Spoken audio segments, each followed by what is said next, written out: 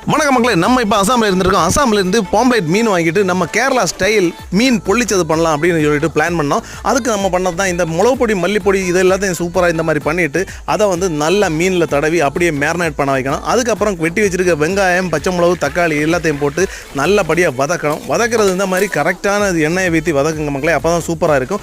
உப்பெல்லாம் தேவையான அளவு போட்டுக்கோங்க.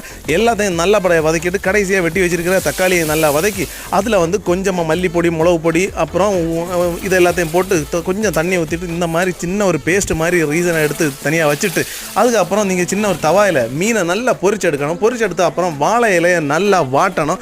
வாட்டினதுக்கப்புறம் இந்த மீனை அப்படி அதுக்கு மேலே வச்சுட்டு எல்லா மசாலையும் அதுக்கு மேலே தடவிட்டு இந்த வாழை இலையை சூப்பராக க்ளோஸ் பண்ணணும். க்ளோஸ் பண்ணிவிட்டு ஒரு சின்ன ஒரு கயரால் கட்டி அப்படியே அதை தூக்கி ஒரு சீனி சட்டியில் கொஞ்சமாக எண்ணெய் ஊற்றி திரும்பவும் இந்த மாதிரி வச்சு எடுத்தீங்கன்னால் வேறு லெவல் மக்களை. நீங்களும் இந்த மாதிரி சாப்பிட்டா நம்ம கமெண்ட் பண்ணுங்கள் மக்களே.